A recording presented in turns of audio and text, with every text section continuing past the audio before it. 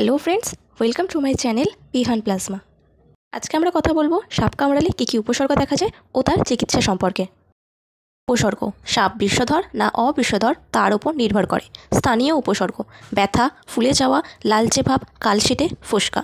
সার্বিক কিছু উপসর্গ বিষধর সাপের ক্ষেত্রে: বমি ভাব, শ্বাস নিতে কষ্ট, মাথা ঘোরা, অজ্ঞান হওয়া, রক্তক্ষরণ, মুখ ও প্রস্রাব দিয়ে। স্নায়বিক কিছু লক্ষণ দেখা যায়, যেমন চোখ ঢলে পড়া, প্যারালাইসিস। এরপর আসছি চিকিৎসা। প্রাথমিক চিকিৎসা: রোগীকে শান্ত ও স্থির রাখুন। আক্রান্ত অঙ্গকে হৃদয়ের সমতলে স্থির রাখুন। আংটি, ঘড়ি ইত্যাদি খুলে ফেলুন। যা করবেন না: কামড়ের জায়গা চুষবেন না, বরফ দেবেন না, টুর্নিকেট ব্যবহার করবেন না। চিকিৎসা কেন্দ্রে চিকিৎসা: যত দ্রুত সম্ভব হাসপাতালে নিয়ে যাবেন। ভাইটাল চেক, রক্ত পরীক্ষা, কোয়াগুলেশন, কিডনি ফাংশন।